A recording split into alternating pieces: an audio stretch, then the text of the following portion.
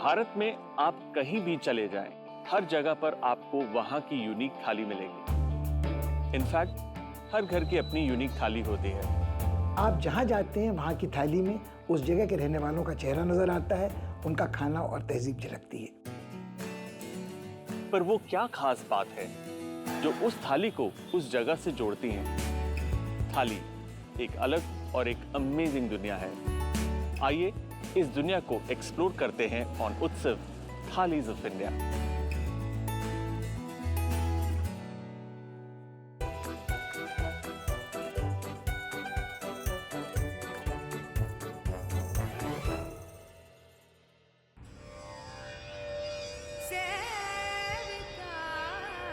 Mirza Ghalib, the last great poet of the Mughal era, once wrote, एक रोज अपनी रूह से पूछा कि दिल्ली क्या है, तो यूं जवाब में कह गई, ये दुनिया मानो जिस्म है और दिल्ली उसकी जान। गालिब बात कर रहे हैं पुरानी दिल्ली की, द वॉल्ड सिटी, जो किसी जमाने में शाहजहानाबाद के नाम से जानी जाती थी। ये अपने आप में एक अलग ही दुनिया है। Forts, mosques, tiny streets, and a world of food that is astounding. चाट, परांठा, अनगिनत मिठाइयां या फिर मसालों की होलसेल मार्केट। चांदनी चौक ऐसी जगह है जहां डिफरेंट कल्चर्स और क्विजीन्स एक दूसरे से गले मिलते हैं। यहां का कल्चर, ट्रेड और क्विजीन को सदियों से एक कम्युनिटी ने इन्फ्लुएंस किया है, जो प्रेडोमिनेंटली ट्रेडिंग किया करते थे, द बनिया कम्युनिटी। बनिया कम्युनिटी के लोग स्ट्रिक्ट वेजिटेरियंस होते हैं और इनका खाना शुद्ध देसी घी में बिना प्याज और लहसुन के बनता है। Gunjan Goyla belongs to the Banya community. She has been a food consultant for 21 years and is an excellent chef and researcher on Indian vegetarian food.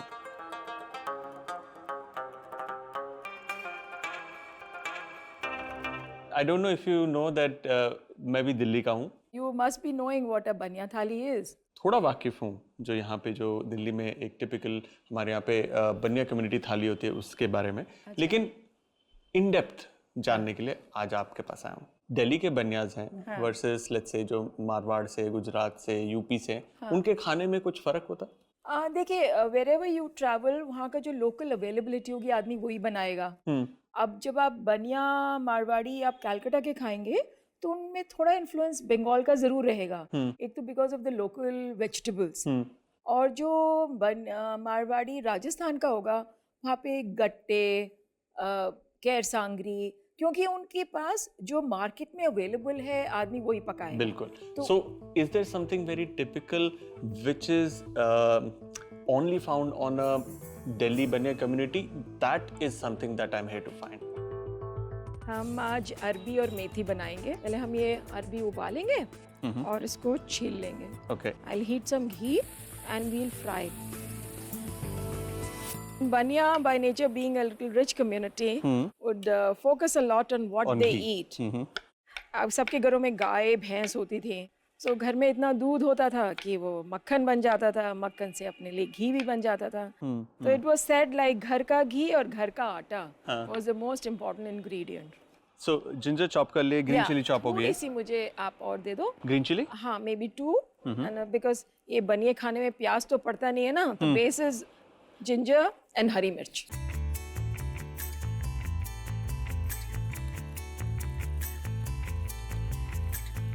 So मैं देख रहा हूँ कि जो उबली हुई अरबी है उसको आप स्लाइटली क्रश करके so it flattens out। हाँ। उसके बाद आप घी में शैलो फ्राई कर रहे हैं। उसकी वजह देखो आप, अरबी की हाइट अच्छी होती है, दिस लिटिल राउंडेड, तो अच्छी अंदर से भी थोड़ी करारी हो जाएगी। Okay. It will give more taste and flavor of ghee in it.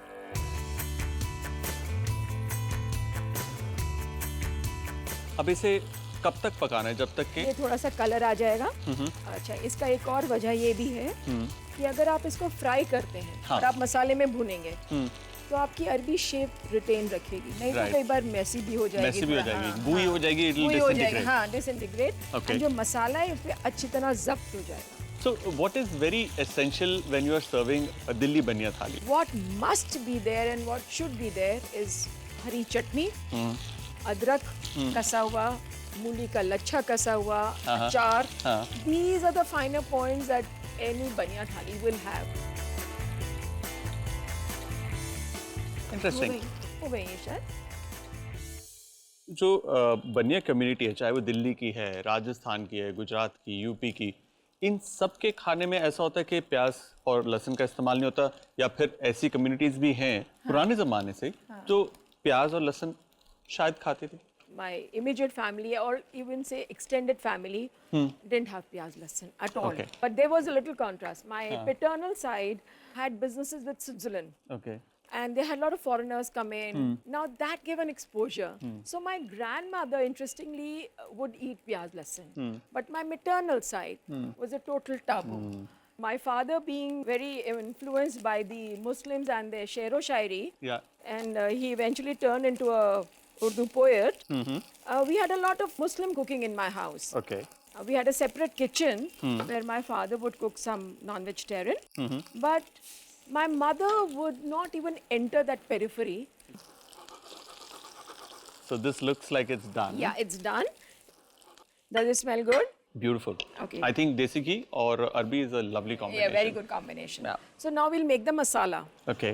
Hing is the star ingredient. The for strong flavor has very to strong. be hing. Yes. So now combination of hing and Ajwain ajwain works wonders. works good. Alright, so इस घी को दोबारा से गर्म करेंगे. हाँ. और उसके बाद इसके बाद हम डालेंगे अजवाइन.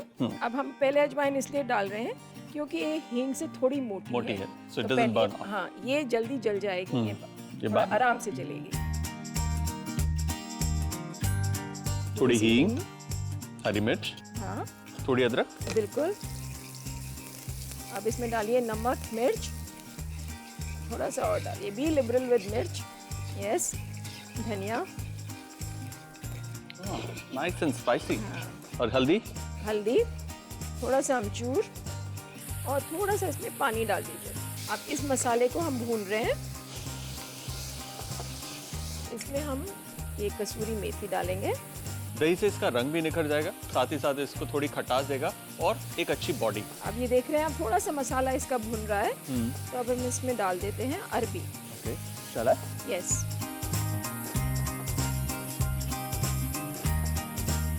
अरबी की एक खासियत है, जब आप उसको अजवैन और घी के साथ छोंकते हो, there is some magic that enters arbi and it becomes beautiful, tasty. So we are almost done. अब वेट है मुझे हमारी थाली बाकी की थाली बाकी की थाली की. Okay. Let's see what else goes on a typical banya thali. मेरे सामने एक बहुत ही खूबसूरत थाली है. One of the things that I notice कि जो ये गोभी है, इसे बहुत ही बारीक काट कर बनाया है. What exactly is this? नहीं, ये काटी नहीं है. ये कटी तो जैसे रेगुलर हमने गोभी काटी, मगर इसका नाम है घुटी गोभी. घुटी गोभी. तो मतलब इसको इतना पक गई वो कि वो घुट गई. आप इसको ट्रैवल फूड मान सकते हैं जी. क्योंकि इसका मॉइस्चर सारा निकल गया. अब बनिया being a little conservative in their food habits, तो वो नॉर्मली अपना खाना कुछ कुछ अपने साथ लेके जाते हैं. Because they were traders and merchants and they would travel, उनके खाने में फ्राइड या ऐसी चीज़ें जो लंबे अरसे तक चलेंगी, जो सफ़र में काम आएगी, वो थी. ये एक बहुत ही जेनरस थाली है. हाँ, ये खैर ये थाली तो जेनरस है क्योंकि हम आज फेस्टिव खाने या फेस्टिव थाली की बात कर रहे हैं. रोज़मर्रा के तौर पे शायद इसमें 2 सब्जियां होंगी, एक दही ज़रूर होगा, अचार होगा. पूरी ज़रूरी नहीं है रोज़ होगी, मगर कुछ ड्राइड स्नैक्स ज़रूर होंगे. किसी भी आप बनी के घर जाएंगे, समोसा, कचौरी, मठरी, आप हमेशा मीठे से शुरू करेंगे. और मेरे पास यहाँ पे 1 2 3 4 5 6 6 मीठे हैं. So is it like important to have a lot of meat on plate? ये यूजुअली किसी त्योहार पे या किसी शादी में होगी. Now this also tells you about the status of the wedding.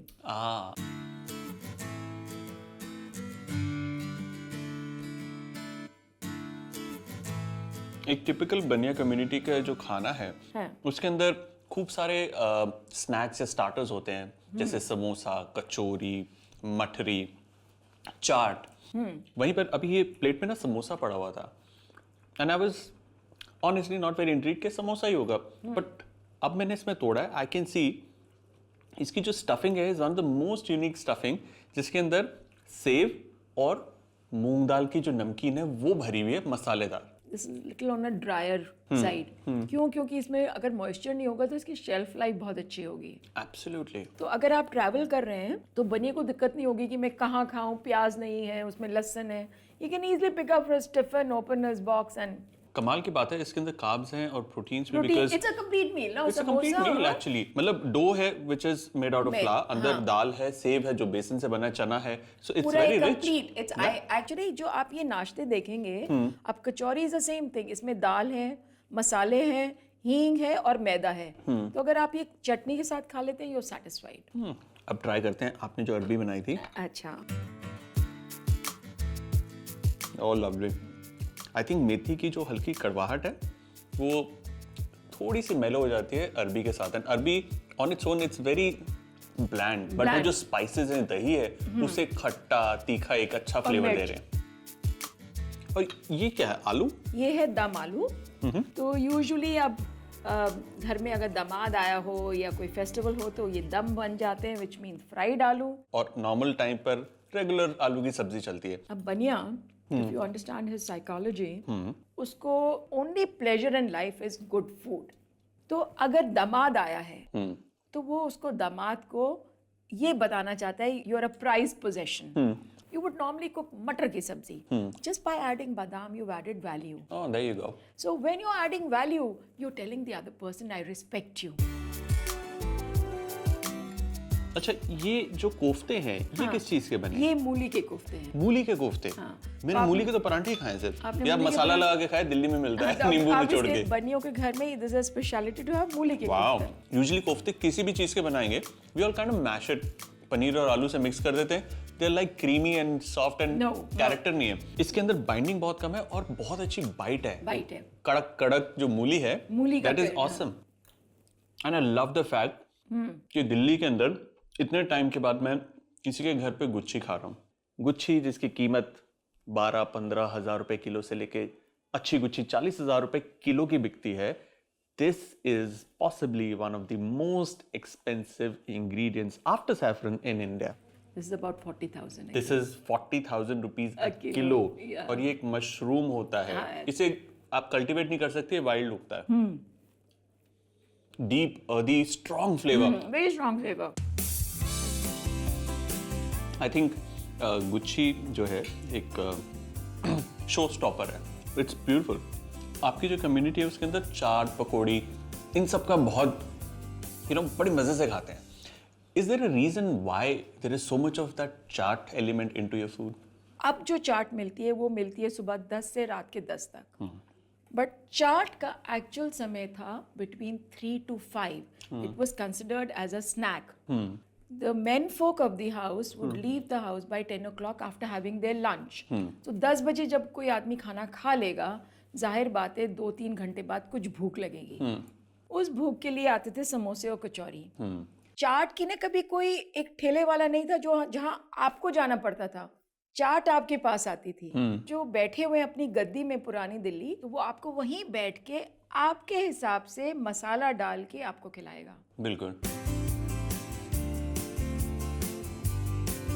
After eating this meal I am realising एक कम्युनिटी का जो राइज है या जो कम्युनिटी किसी अच्छी चीज के लिए जानी जाती है, हाँ। उसके पीछे उसके खाने का बहुत बड़ा हाथ होता है। सही कह रहे हैं। What you eat is what you become. Right. If you want to be sharp, focused, possibly this is your access to become sharp and focused. Your food, your thali.